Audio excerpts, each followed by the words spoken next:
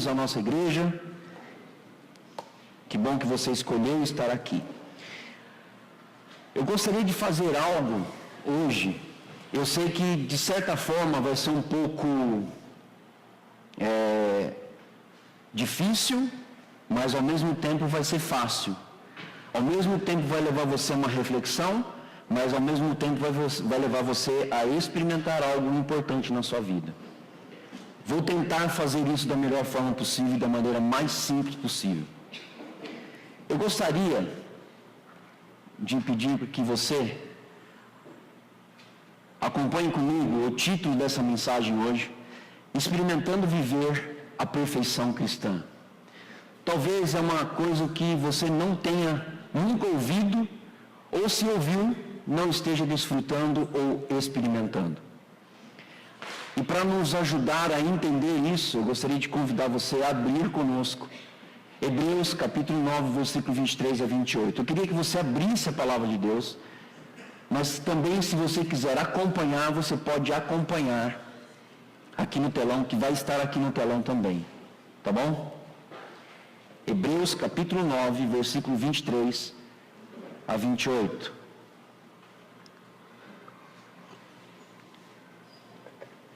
E enquanto você abre, eu gostaria de fazer aqui uma propaganda, um marketing muito importante, que se você ainda não está em um pequeno grupo, você precisa estar, porque nós estamos estudando Hebreus. Então, se você ainda não está num pequeno grupo, você precisa estar. Nós temos 3 pequenos grupos aqui, um no Jardim dos Pinheiros, que é o Jean e Eliane, Daniel e Cíntia aqui em Novinópolis, e temos o Edson e a Ivete na Vila Giglio. E nós queremos, com a ajuda de Deus, abrir novos outros pequenos grupos para que você possa participar e, através dos pequenos grupos, você se sentir acolhido na nossa igreja e através do acolhimento você possa desfrutar do conhecimento da palavra e também não só do conhecimento, mas da prática dela propriamente dita. Então, se você ainda não está, da mesma forma que eu digo que um cristão sem uma igreja é uma contradição, você que é membro dessa igreja e não está em um pequeno grupo também é uma contradição. Você precisa estar em um pequeno grupo. É muito importante que você esteja num pequeno grupo. Hebreus capítulo 9, versículo 23 a 28 diz assim: portanto, era necessário que a cópia das coisas que estão nos céus fossem purificadas com esses sacrifícios. Ele está fazendo referência ao passado. Mas as próprias coisas celestiais com sacrifícios superiores, está falando de Cristo. Pois Cristo não entrou em santuário feito por mãos de homens, uma simples representação do verdadeiro. É que algumas coisas você vai ver que eu vou falar e não vai estar ali, é porque está na outra versão. E eu não dei reset aqui ainda para a versão que eu estou agora, tá bom? Então estou lendo a versão que eu tenho na mente aqui. E ele entrou no próprio céu, para agora se apresentar diante de Deus em nosso favor. Não, porém, para se oferecer repetidas vezes a semelhança do sumo sacerdote que entra no Santo dos Santos todos os anos com sangue alheio. Está falando dos sacrifícios de animais lá no passado. Se assim fosse, Cristo precisaria sofrer muitas vezes. Diga assim: Cristo não precisa de novo se sacrificar. O sacrifício dele é único e suficiente para a minha vida. Glória a Deus. Desde o começo do mundo, e ele continua, mas agora ele apareceu uma vez por todas no fim dos tempos, para aniquilar o pecado mediante o sacrifício de si mesmo. Da mesma forma, como o homem está destinado a morrer uma só vez e depois disso enfrentar o juízo, assim também Cristo foi oferecido em sacrifício uma única vez para tirar os pecados de muitos. E aparecerá a segunda vez, não para tirar o pecado, mas para trazer salvação aos que o aguardam. Ele vai vir, ele vai voltar, e ele vai voltar por causa de que este lugar pertence a ele e não a nós. E nós, como igreja, seremos levados para desfrutar da vida eterna com Cristo. E eu queria também que você acompanhasse Hebreus 10, 9. Disse ele: estou aqui, ó Deus, para fazer a tua vontade. Assim Deus acabou com todos os antigos sacrifícios e pôs no lugar deles o sacrifício de Cristo. E ele continua, versículo 10, e porque Jesus fez o que Deus quis, Jesus fez o que Deus quis, nós somos purificados do pecado pela oferta que ele fez, uma vez por todas, do seu próprio corpo. Queridos, nesta manhã eu gostaria que você pudesse experimentar tudo isso que eu acabei de ler. E nós vamos experimentar isso e eu vou te levar a uma viagem misteriosa, volume 3. Existe a viagem misteriosa 1, a viagem misteriosa 2, é isso? A viagem misteriosa ou a ilha misteriosa? Ilha misteriosa, então não é uma ilha, eu vou levar você a uma viagem misteriosa 3. E eu quero que você imagine algumas coisas juntamente comigo. E que no final disso você possa experimentar o que tem no final dessa viagem. O que tem no final, quando você chega no extasiado de Deus, onde você fica extasiado do Senhor. E isso é importante você ter em mente. Eu quero que você pense comigo, imagine tudo isso juntamente comigo. Quando eu estava lendo esses versículos, Deus me remeteu a uma coisa muito importante, que nada mais é do que o tabernáculo de Deus. O tabernáculo de Deus. A obra perfeita de Jesus Cristo, essa obra maravilhosa, ela está acessível aos homens todos os dias. Todos os dias. 24 horas por dia, 7 dias por semana, e independente da sua raça, língua, nação, homem, mulher, criança, ancião, ou qualquer pessoa que vive no mundo, Deus está disponível não só para mim, mas está disponível para você também. A grande certeza que nós temos hoje é que nós podemos experimentar coisas maravilhosas de Deus. A grande diferença é que nós temos caminhado com Deus, nós temos ido aonde Deus quer que a gente vá, mas aqui dentro talvez a gente não tenha experimentado a plenitude do Senhor, a totalidade do Senhor. E é esse o propósito que eu quero levar você nessa manhã a entender um pouquinho sobre isso. Quando nós convertemos, nós temos uma sensação muito ruim. Qual é a sensação da nossa conversão? De perda. Perdi amigos, perdi o happy hour, perdi o que eu fazia de errado, eu perdi tudo. A sensação é de perda, mas nós esquecemos que nós não perdemos na realidade. Na realidade, nós ganhamos. Nós ganhamos a vida eterna, mas nós perdemos o contato com as coisas mundanas, o contato com as coisas pecaminosas. Nós perdemos o contato com as coisas que não glorificam mais a Deus. E por nós estarmos lutando com duas naturezas, a espiritual e a carnal, ou a pecaminosa e a perfeita, nós ficamos nesse dilema. De vez em quando eu experimento Deus, de vez em quando eu faço pecado, de vez em quando eu vou para cá, de vez em quando eu vou para lá, sopram aqui, eu vou para onde sopraram, sopram ali, eu vou para onde sopraram, eu vou ali porque ali falaram que é o melhor caminho, eu vou aqui porque aqui é o melhor caminho, vou ali porque é o melhor caminho. E nunca experimentamos em nós mesmos o melhor caminho. Nós experimentamos o que os outros falam que este é o melhor caminho. Existe uma grande diferença. Como eu falei na semana passada, no culto da noite, se não me falha a memória, eu disse que é muito mais fácil você conhecer do que crer. É muito mais fácil você conhecer.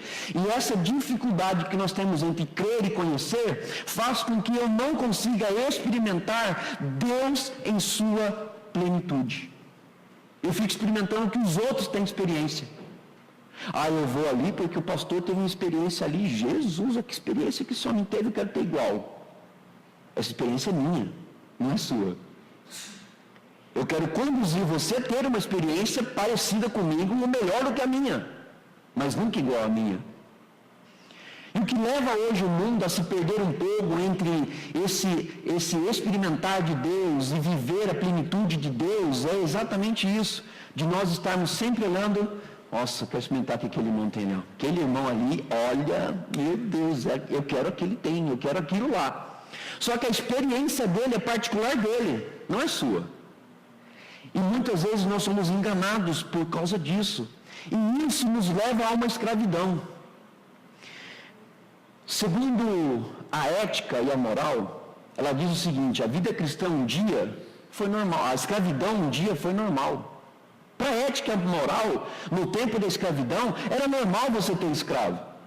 Mas isso não funciona para aqueles que são nascidos de Deus. Mas viver escravo do pecado, isso está fora do propósito pelo qual Deus nos criou. Deus nos criou para viver a liberdade. Deus nos criou para vivermos livres e libertos de todas as coisas que o mundo pode oferecer. Por isso, nessa manhã, eu quero declarar isso porque isso é a minha experiência. Sou escravo e servo de Jesus Cristo, perfeição que envolve a minha vida, me levando para longe do pecado. Essa é uma experiência minha. Talvez possa ser a sua hoje. Uma experiência diferente. Uma experiência totalmente nova que possa levar você a entender a plenitude de Deus agindo em você e não fora de você, como muitas vezes nós pensamos que isso está ocorrendo. Hebreus capítulo 1, versículos 3 e 4. E se você puder acompanhar aqui no telão, acompanhe no telão, porque nós vamos ter aqui no mínimo mais de 50 versículos para ler. O qual, sendo o esplendor da sua glória e a expressa imagem da sua pessoa, e sustentando todas as coisas pela palavra do seu poder, havendo feito por si mesmo a purificação dos nossos pecados, o que ele fez? Assentou-se à destra da majestade nas alturas, feito tanto mais excelente do que os anjos, quando herdou o mais excelente nome do que eles. Qual é esse nome? Esse nome é o nome que está acima de todo nome. Jesus.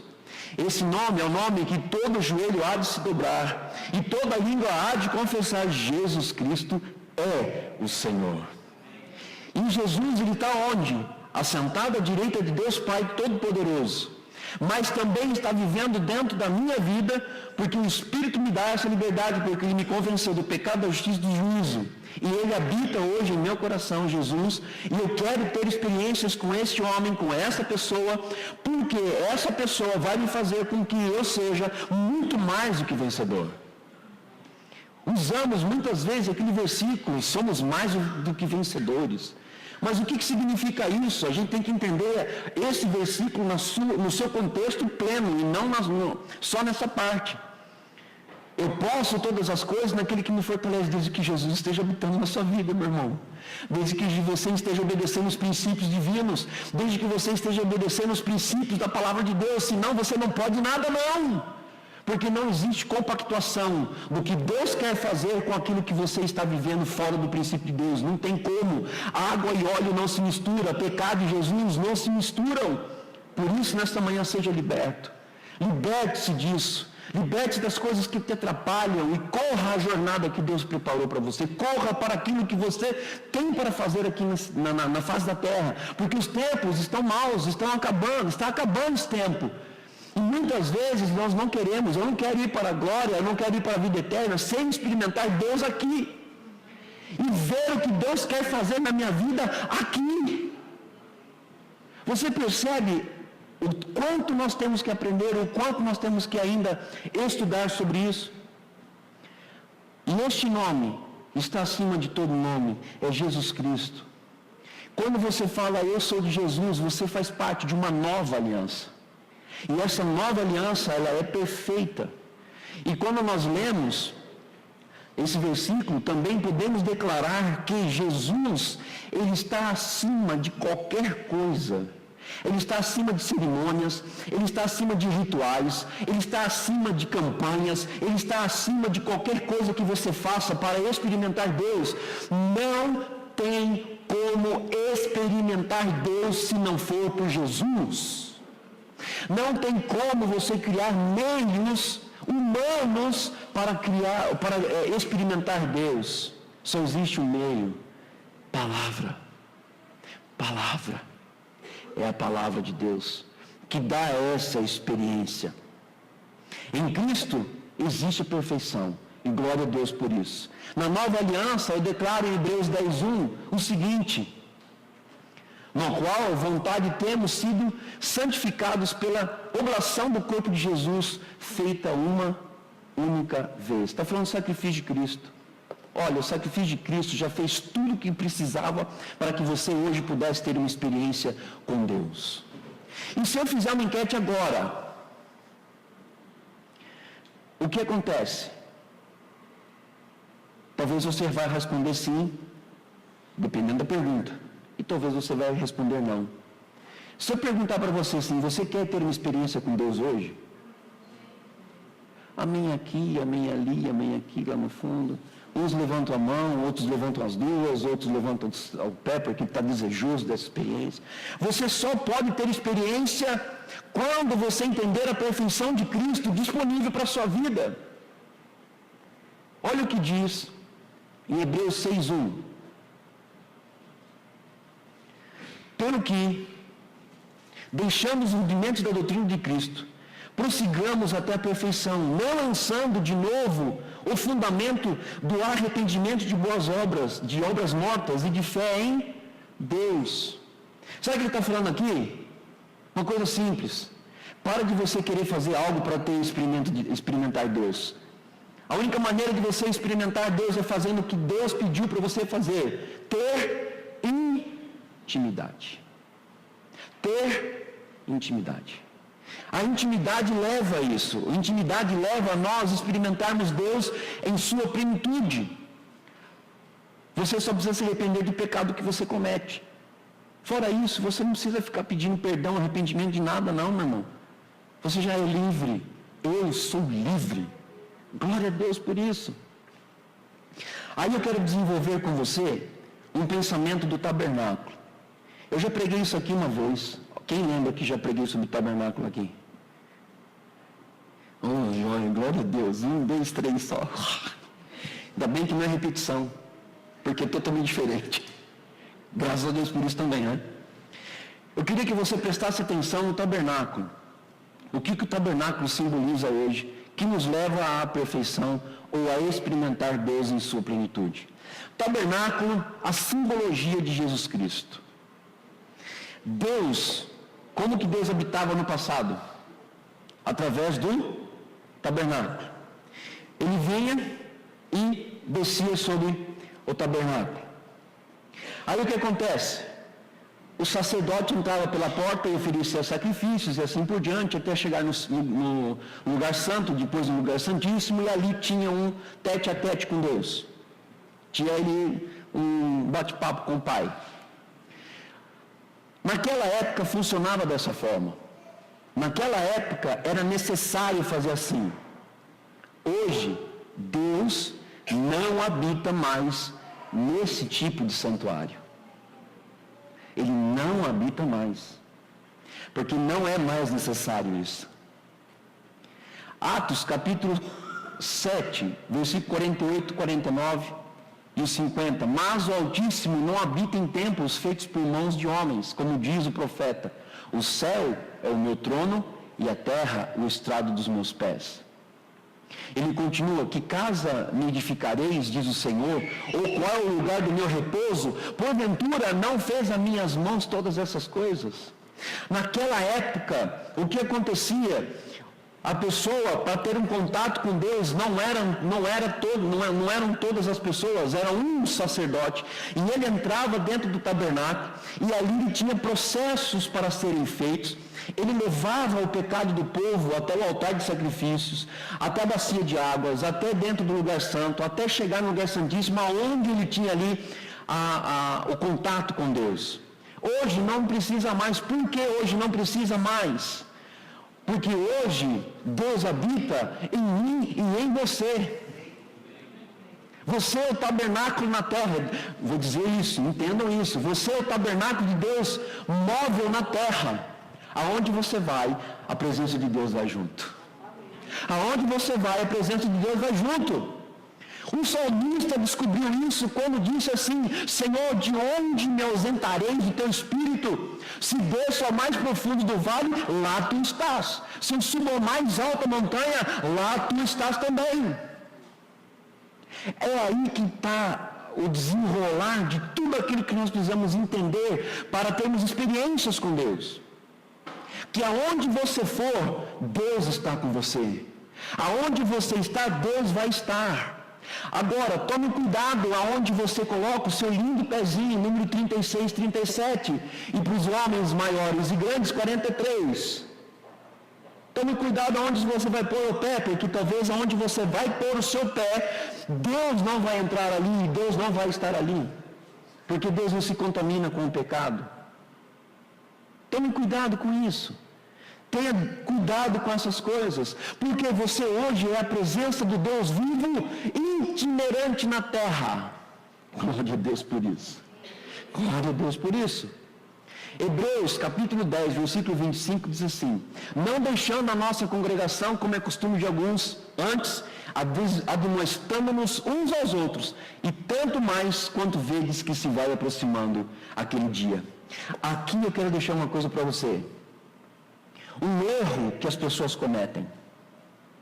Bom, então é o seguinte: eu sou o tabernáculo de Deus, beleza?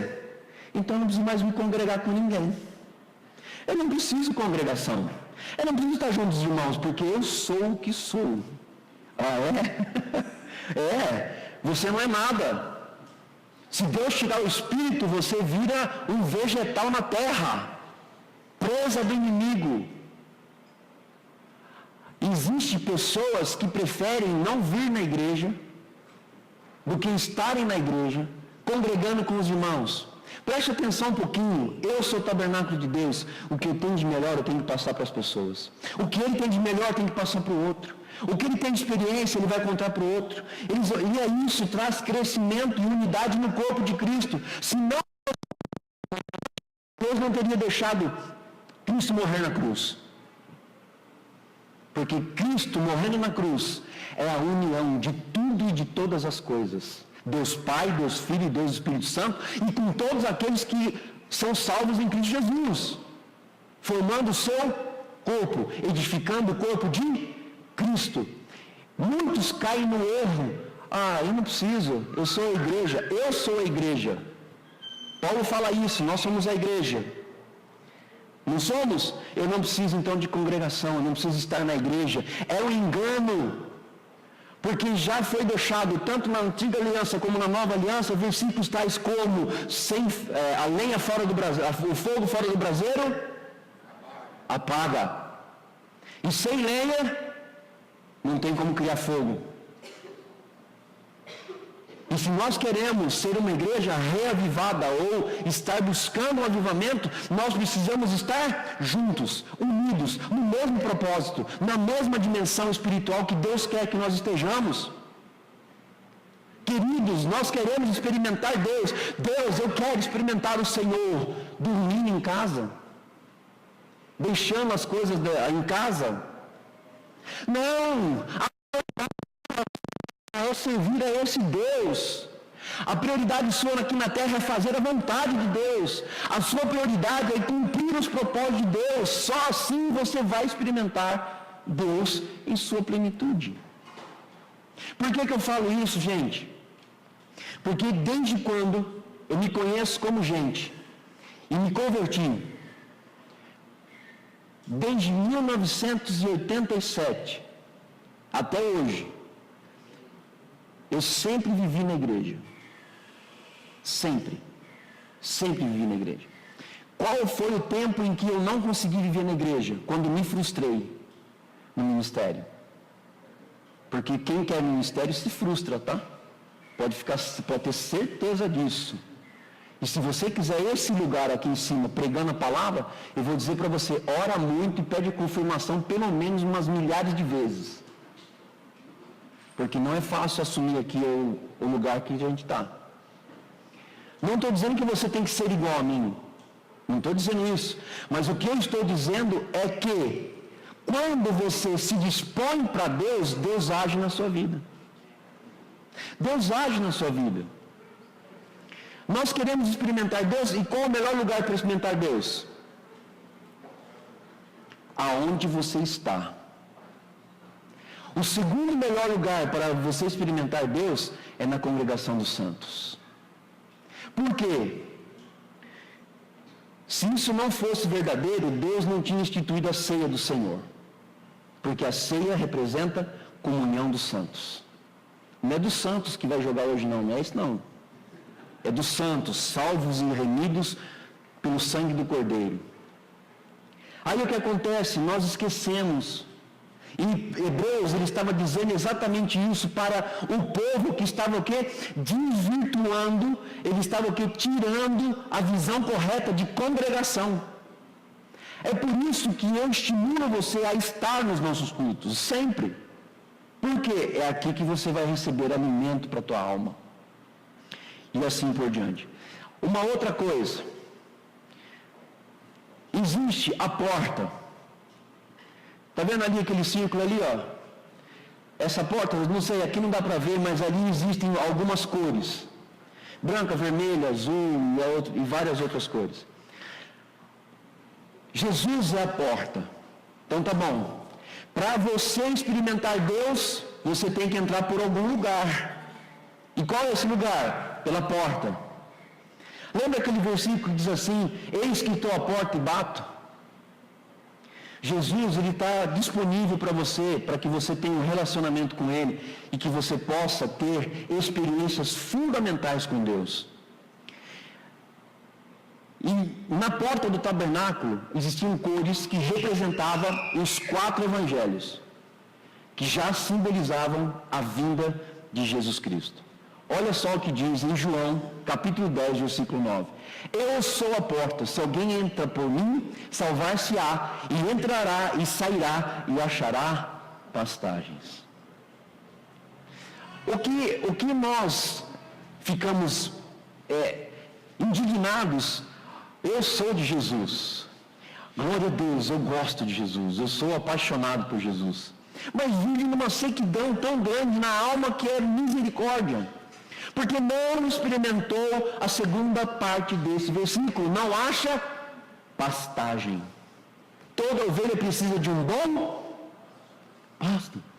E todos os membros de uma igreja precisam de um bom alimento. Alimento vindo da palavra de Deus. Agora, se tem um bom pastor passando a palavra ou não, é outro esquema. E se não estiver passando, tem que pegar o pastor e pôr ele para fora da igreja. E falar, vai estudar porque você está falando um monte de besteira. É verdade, irmão. Tem muito de gente falando coisa que não é verdade. Aí vamos lá, vamos prosseguir. Nós passamos pela porta. Chegamos aonde? No altar de sacrifício. Representa o sacrifício de Deus. O que ele faz ali? Ele pega e ele imola um cordeiro, conforme Deus pede para que seja feito, e o sacrifica nesse altar, simbolizando o quê? Jesus Cristo. Essa referência, não vou ler isso, está em Êxodo 38, de 1 a 7, você pode ler lá depois. Isso acontecia na antiga aliança. Quando Jesus veio, ele foi o sacrifício perfeito, ele foi o sacrifício vivo. Ele foi aquele que não precisava fazer mais nada. Ele era único e o que ele fez foi perfeito. Aí o que acontece? Olha só, João 1:29. No dia seguinte, João viu a Jesus que vinha para ele e disse: eis o Cordeiro de Deus que tira o pecado do mundo. Vamos voltar para o tabernáculo, altar de sacrifício. Quem que morria ali? Um animal. Dado por Deus, Deus falava o que era, e ele fazia o quê? Cortava, queimava o sacrifício, aspergia o sangue sobre o altar e assim por diante. Beleza. Quando João viu a Jesus, ele viu o Cordeiro perfeito, sem mancha, sem mácula, sem ruga. Porque ele não foi o cordeiro produzido através de um animal. Ele veio pela obra maravilhosa, esplendorosa do Espírito Santo de Deus. Perfeito. E ele, sendo perfeito, não precisava mais fazer de novo. E detalhe, eis o cordeiro que tira o pecado do mundo. Naquela época, o cordeiro tirava o pecado do povo, mas não do mundo. Você percebeu a perfeição que você está buscando, e a experiência que você está buscando, é algo que está dentro de você, está em você. Somente Jesus poderia ser o sacrifício perfeito de Deus para resgatar o homem do estado e desejo pecaminoso. Portanto, a minha vida e a sua vida, embora imperfeita, somos chamados a viver uma vida de perfeição, de santificação, para fazermos as obras muito maiores daquele que nos chamou das trevas para a maravilhosa luz. Hebreus capítulo 7, 26 e 27 diz assim: porque nos convinha tal sumo sacerdote, santo. Ali está falando o quê? Inocente. Ele tinha culpa? Não. Imaculado, separado dos pecadores e feito mais sublime do que os céus. Gente, isso aqui quando entra no teu coração tem que ser uma bomba. Tem que explodir algo assim, fazer puf. Uau! Esse é o meu Jesus. Isso é o que está vivendo dentro de mim. E ele continua dizendo que não necessitasse, como sumos sacerdotes, de oferecer cada dia, primeiramente, sacrifícios por seus próprios pecados, depois pelos pecados do povo, porque isso fez ele uma vez, oferecendo-se a si mesmo. Não precisa, não tem necessidade. Hebreus 9, 11 e 12 diz: mas vindo Cristo, o sumo sacerdote dos bens futuros, por um maior e mais perfeito tabernáculo. Aquele tabernáculo é feito por causa de quem? Mãos humanas. Se você examinar o livro de Êxodo, o que vai acontecer ali? Você vai ver Moisés recebendo todas as instruções. Olha, as colunas do templo têm que ser de madeira de acácia, os fios que vão segurar têm que ser de pele tal, a estaca tem que ser de tal, a bacia tem que ser de bronze, nessas medidas, com essa altura, com essa dimensão. O altar de sacrifício tem que ser dessa forma, revestido de ouro, assim. Tudo foi dado por Deus, mas quem fez foi mãos humanas. Jesus não foi feito por mãos humanas. Em João capítulo 1, versículo 1 diz assim: no princípio era o verbo estava com Deus e o verbo era Deus. E ele veio, este verbo veio estar no meio de nós. Deus estava no meio de nós, porque se você pegar Mateus capítulo 1, você vai ver lá que o anjo falou assim: e você vai colocar o nome dele de Emanuel, Deus conosco. Percebe a diferença? Jesus é o tabernáculo perfeito, e ele continua dizendo: mas por seu próprio sangue entrou uma vez no santuário, havendo efetuado uma eterna redenção. Lá na cruz, com os braços abertos, ele fez tudo de uma única vez e de uma vez por todas. E aí eu gosto daquele versículo que diz em João capítulo 19, versículo 28 e 30. Depois, sabendo Jesus que já todas as coisas estavam terminadas para que a Escritura se cumprisse, disse: tenho sede. Estava, pois, ali um vaso cheio de vinagre, e encheram de vinagre uma esponja, e pondo-a num sopo, lhe chegaram à boca. Ele continua ali dizendo: e quando Jesus tomou o vinagre, disse: está consumado. O tabernáculo de Deus na terra, Jesus, acabou ali, terminou ali. E ele é único, perfeito, para que eu e você tenhamos experiência com Deus. E ele continua. Eu acelerei aqui. Por que era necessário sacrificar na antiga aliança? Por dois motivos. Primeiro, para apontar Jesus, para apontar a Cristo. E segundo, para mostrar que sem derramamento de sangue não há remissão de pecados. Está em Hebreus capítulo 9, versículo 22. Vamos para outra referência, a bacia com água. A bacia com água. A bacia com água servia para quê? Vamos lá. Eu entrei pela porta, peguei o cordeiro. O que aconteceu quando eu vou matar um cordeiro? Suja as mãos. Correto? Aí o sacerdote vai na bacia, lava as mãos. Porque aquele sangue é sangue contaminado. Ele não poderia tocar em mais nada se não fosse ali lavar as mãos. Com isso, a água representa limpeza, tirar toda sujeira, tirar toda a sujidade, tudo aquilo que a minha alma, a minha carne tem de sujeira. E tem um grande detalhe: sem água ninguém sobrevive.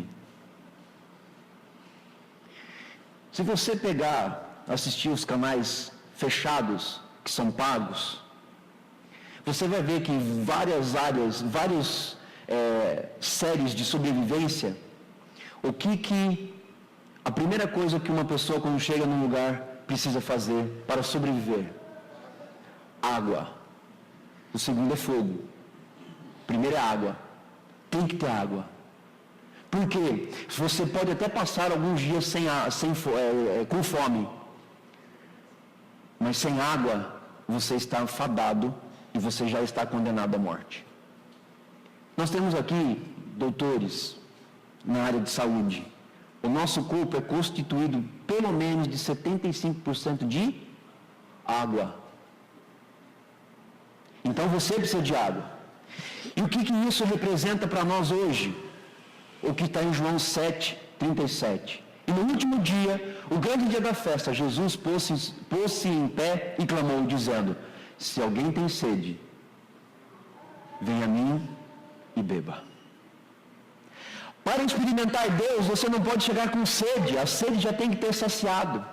E quem mata essa sede é Jesus. É Jesus que mata essa sede. E o que acontece conosco é exatamente isso. Muitas vezes, nós estamos com sede da palavra de Deus, mas nós não abrimos ela para ler. Nós queremos experiências com Deus, mas nós não queremos matar a nossa sede. Não é só pegar um copo com água. Ai, matei minha sede. Não é isso. O teu espírito, a tua vida precisa da palavra de Deus, da água que mata a tua sede espiritual. E Jesus simboliza isso. Eu sou aquele que mata a sede. Eu sou aquele que veio para matar a sede. Versículo 38 diz: aquele que crê em mim, do seu interior fluirão rios de água viva. O sacrifício de Jesus, ele fez algo maravilhoso com relação ao tabernáculo. Só para você entender, passamos pela porta, pelo altar de sacrifícios, pela bacia, aí nós vamos entrar no santo, no lugar santo. Para entrar no lugar santo, existia um véu. E quando a gente fala assim, nossa, é um véu, aí você pensa aquele véu que a gente coloca aqui no casamento, né? Como é que chama aquilo lá? Tule. É tule, né? Parecia que era um monte de tule assim, não. Era linho fino, puríssimo, aquilo era pesado demais. Aquela cortina era espessa. O grande detalhe é que para que você pudesse entrar ali, o sacerdote teria que passar por todas aquelas fases, colocar as mãos, abrir a cortina e entrar dentro do lugar santo. A palavra do Senhor diz que quando Jesus estava lá na cruz, o véu se rasgou de alto a baixo. E o que separava a minha vida de Deus, não existia mais nenhuma separação, porque o véu foi rasgado. O véu foi tirado. Muitas vezes nós não queremos entrar, ou nós não conseguimos entrar no lugar santo, porque nós estamos parando no véu. Não existe mais impedimento. Você só pode matar a tua fome. Você só pode ver Jesus, a luz do mundo. E você só pode ver o candelabro se você entender que não existe mais separação entre o átrio do templo e o lugar santo. Foi rasgado aquele véu. Naquela época a separação precisava por causa do pecado. Mas Jesus lá na cruz tirou isso e hoje eu tenho acesso ao lugar santo. O que tem no lugar santo? Primeiro, a mesa dos pães. A mesa dos pães. Você entra e tem a mesa dos pães. Para que serve o pão? Para engordar. Para deixar a gente em forma de bola. Não é esse pão que eu estou falando, não. Para que serve o pão? Jesus disse o seguinte em João 6,35: eu sou o pão da vida. Aquele que vem a mim não terá fome, e quem crê em mim nunca terá sede. Então vamos lá, pensa. Jesus mata a fome e Jesus mata a sede. Não tem nada que impede você hoje de entrar no lugar santo e ver a mesa dos pães e você desfrutar daquilo que Deus tem para a sua vida. Quer um exemplo? Sabe isso que eu estou fazendo com você agora? Eu estou te dando pão. Eu estou te dando pão para saciar a tua alma, para saciar o teu espírito, para manter você firme, para manter você forte. Esse é o pão da vida, a palavra de Deus. E Jesus disse: eu sou a palavra de Deus, eu sou o pão da vida. Qual foi o primeiro elemento da ceia que Jesus partiu? O pão. Quando ele fez isso, o véu não existia, já não existe mais. Ele sabia que o véu ia ser rasgado e todos iam ter acesso a ele, a palavra de Deus. E glória a Deus por isso. Aí continua, mais um elemento do tabernáculo, candelabro. Então vamos lá, vamos repassar. Nós chegamos na porta, altar de sacrifício, bacia de bronze, abriu o véu, deste lado os pães, deste lado aqui o candelabro. Por que tinha que ter o candelabro? Porque representava Jesus também. Por quê? Porque naquele lugar era escuro.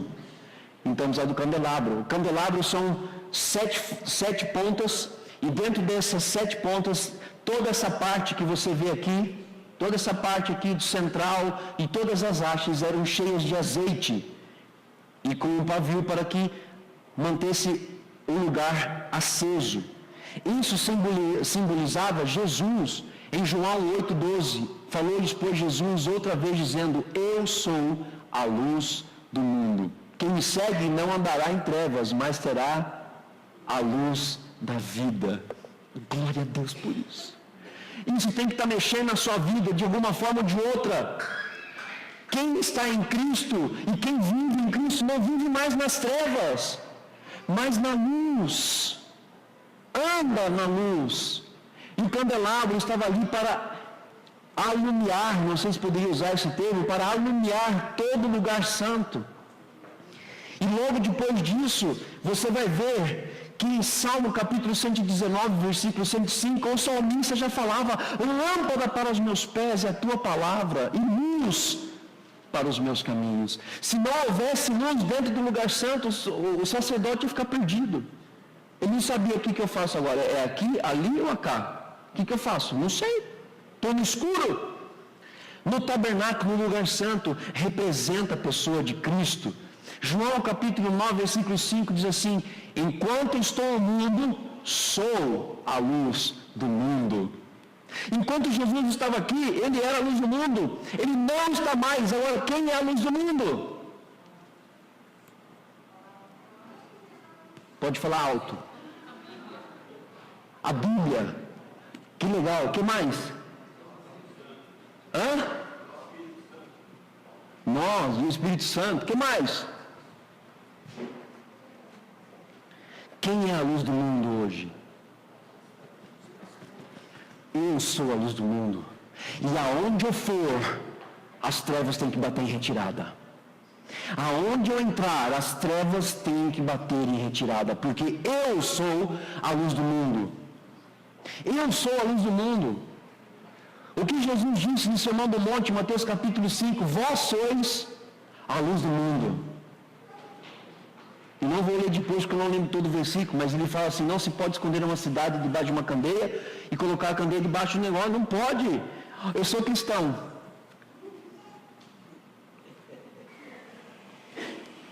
Eu sou cristão. Olha, eu quero ter experiência espiritual. Eu quero ter experiência com Deus. Eu quero ter experiência com Deus.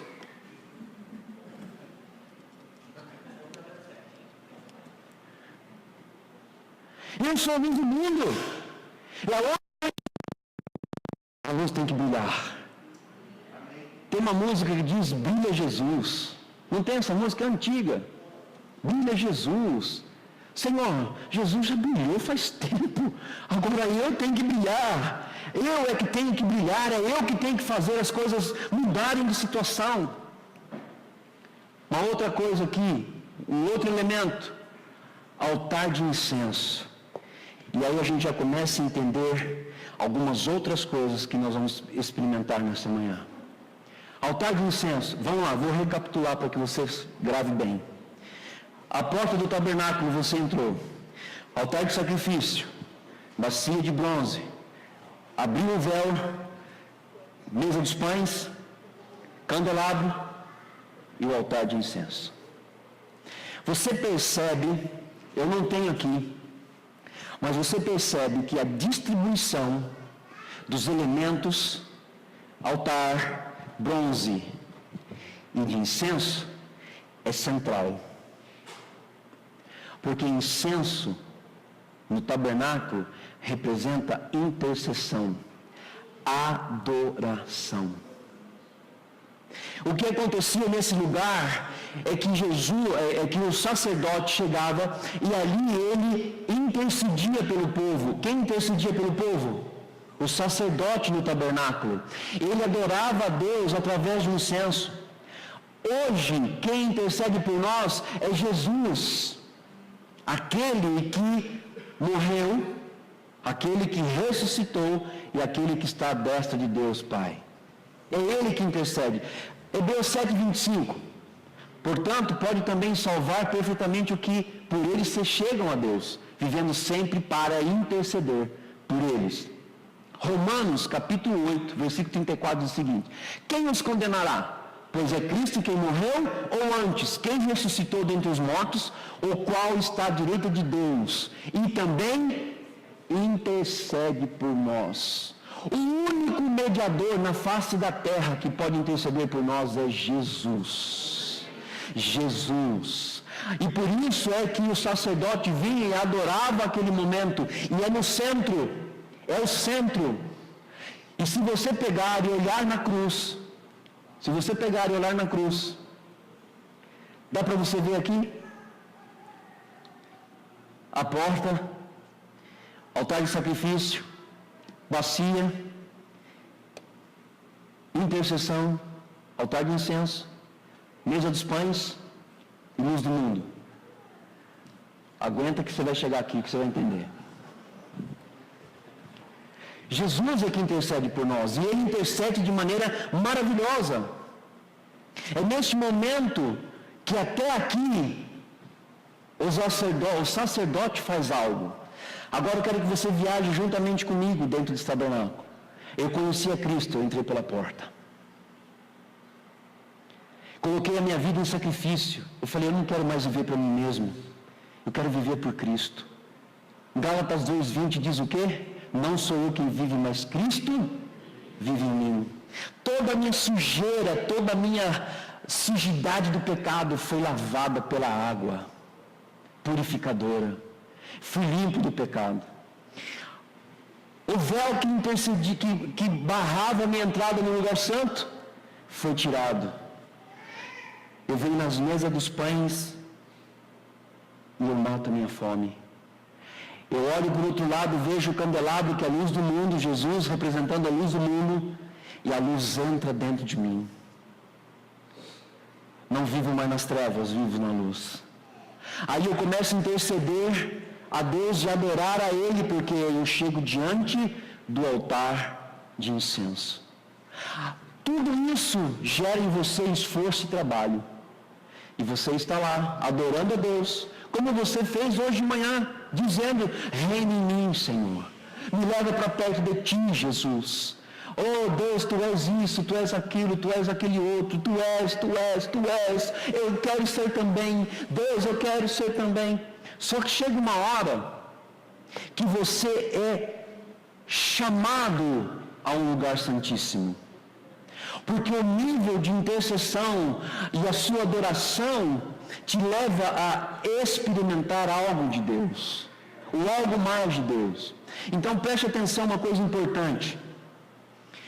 Até no altar de incenso é você quem fala, é você quem faz.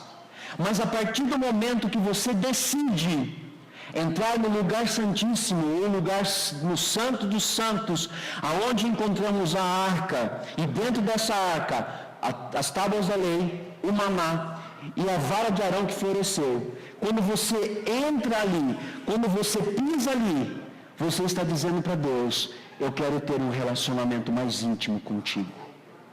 Eu quero ter um relacionamento mais puro com o Senhor. Eu quero ter um relacionamento mais íntegro possível. E eu quero viver essa perfeição do Senhor em minha vida.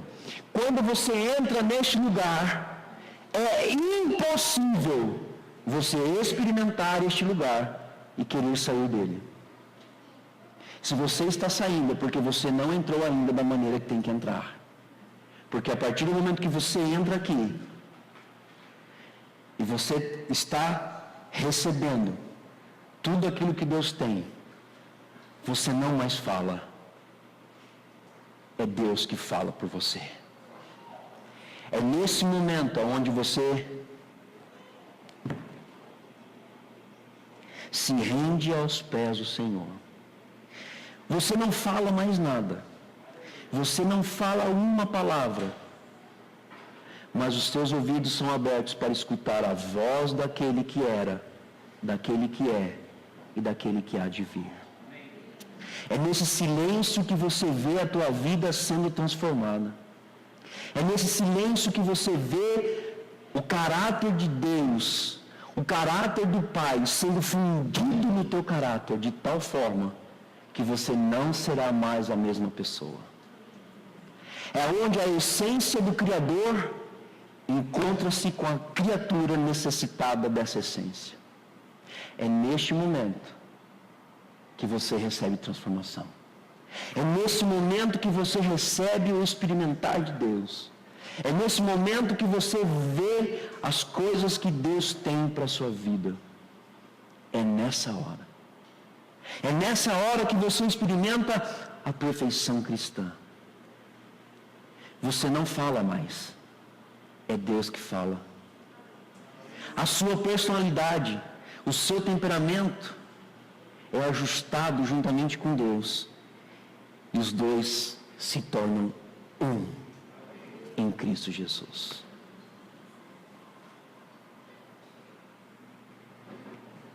Você quer experimentar Deus? Você precisa fazer isso. Você precisa chegar nesse lugar para ouvir exatamente o que o autor de Romanos escreve aqui, dizendo o seguinte: no lugar santíssimo, isso não está na tela, diz assim: ó profundidade da riqueza, tanto da sabedoria como do conhecimento de Deus. Quão insondáveis são os seus juízos e quão inescrutáveis os seus caminhos. Quem, pois, conheceu a mente do nosso Senhor? Ou quem foi o seu conselheiro?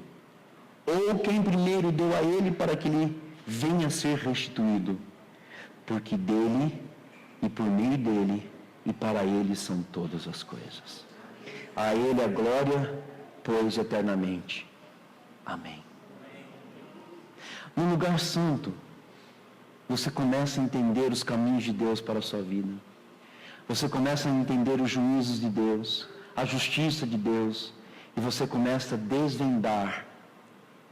E os teus olhos, os teus corações, e o seu coração, os teus olhos e o seu coração é aberto para saber e entender qual é o teu propósito. O sacerdote, depois de um tempo, ele saía dali e voltava a viver a sua vida normal. Sabe o que mais me encanta na nova aliança? É que na antiga, eles faziam isso uma vez por ano. Oh, glória! E hoje, se eu quiser, eu posso fazer isso hoje. Porque eu não vivo naquela aliança, eu vivo numa nova aliança. E essa aliança me permite ajoelhar. Senhor, fale comigo.